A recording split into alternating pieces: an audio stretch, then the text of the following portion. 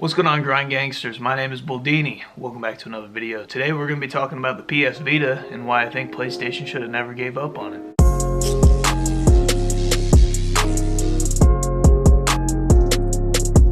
Many years ago, the PlayStation released the PS Vita. You know, arguably one of the worst releases of PlayStation history. Not many people bought the Vita, not many people were hyped about the Vita, and it sucks. It really freaking sucks, because when it first released, I really freaking wanted it.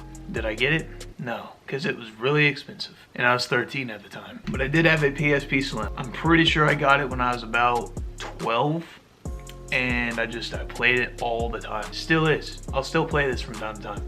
For some reason, I don't know if anybody else has this problem with their PSP, it never stays charged. Even if I turn it off, it doesn't stay charged. But we're not here to talk about the Slim.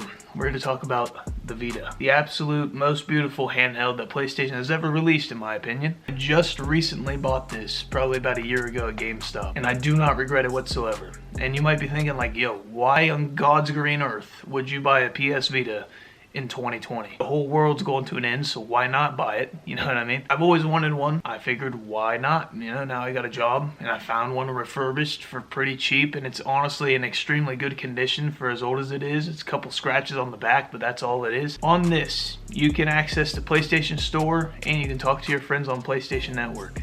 It's linked to your trophy system on your PS4. I can literally look at how many trophies I have on my Vita. So could you imagine a world where people were still playing the PS Vita?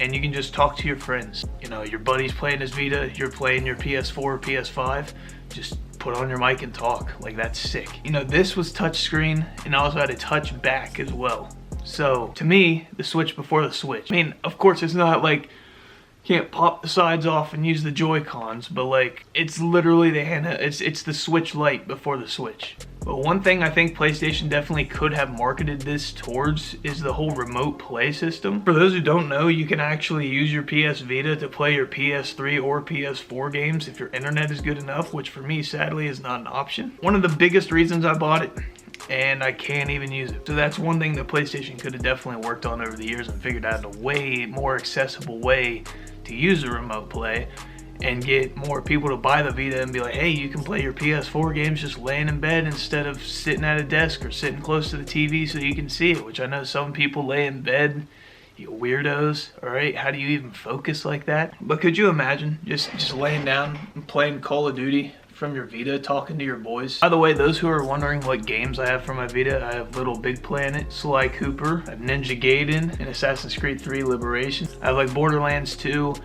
Jack and Daxter collection. Because I do actually have a full page of games now, which is pretty sick. You know, not to brag or nothing.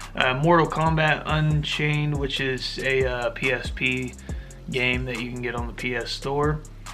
I have Jet Set Radio, which kind of sucks. I spent $10 on it for no reason. It's really not that enjoyable of a game. Gex Deep Cover Gecko, which for those who don't know, that's on the PlayStation 1. Urban Trial Freestyle, which is kind of like Trials Fusion or Trials Evolution. It's pretty dope. I want to know what you guys think about the PS Vita in the comments down below, so definitely let me know your thoughts. One thing I think PlayStation definitely went in a completely wrong direction with is the game selection. You know, they definitely tried, at least. You know, they had Assassin's Creed, they had Madden, they had FIFA, they had NBA, they had Call of Duty. They obviously, Little Big Planet is arguably one of the biggest PlayStation original games of all time. So when they started releasing the stupid RPGs. But if you looked up PS Vita games, 80% of them is going to be the garbage RPG anime looking pieces of trash that nobody plays and absolutely murdered the Vita's whole fan base. Like, nobody wants to play those. Nobody. We want to see like good games. Alright, like you release Call of Duty Declassified, which is a PS Vita only version of Call of Duty. I knew plenty of people who had a PSP, and everybody loved their PSP. So I want to know, why didn't you get the Vita, or why don't you love the Vita? Because you should. Last thing I do want to bring up, which is pretty depressing, honestly. There's no way to record the PS Vita gameplay without installing a capture card to the device. So that's obviously very pricey, pretty difficult to do on your own. So if you really want to do it, you'd probably have to pay like $500, $600 for not that, probably about $400 for a PS Vita with a capture card installed. You know, I wanted to way back in the day. When I first wanted to buy a PS Vita, I was looking for one of the capture cards so I could make the videos with, but it was just so out of my price range at the time, it was insane. And there's no, I've looked up countless tutorials, countless cables, everything, trying to figure out how to record this gameplay. If you guys have any idea how to record a PS Vita screen, please do let me know. I'd love to make a Sly Cooper like series on here. I think it'd be awesome. This cord right here hooks into my PSP, then hooks into my Elgato. Well, hooks into a AV adapter to an HDMI to my Elgato, so I can record my PSP games if I wanted to, which Flashback Friday coming up, alright? I've been wanting to for a while. I literally bought this cord solely for Flashback Friday and I still haven't done it, and I've had it for months. But yeah, I mean literally you can record your PSP screen, but you can't record your PS Vita screen. I don't know dates. All I know, this released way later than this, and you can record this screen, but you can't record this.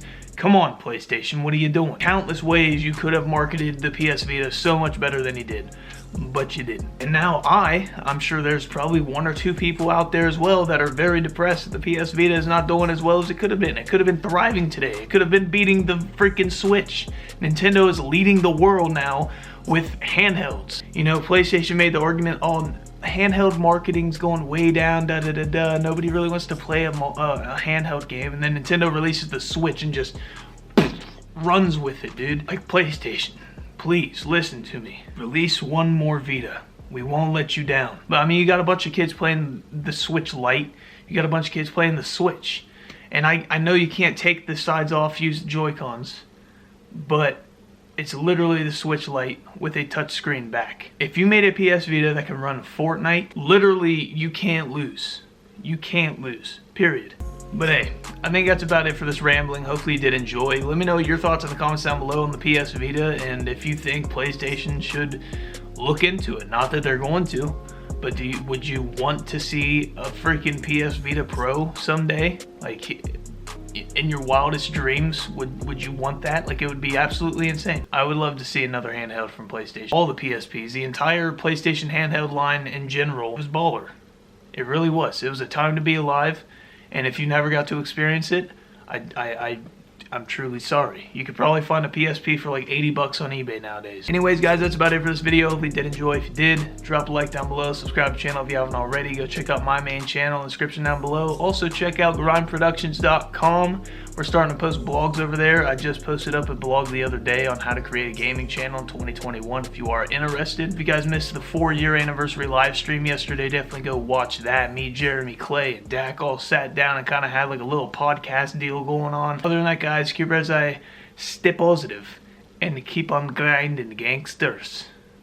Nice little Scottish accent there at the end, huh?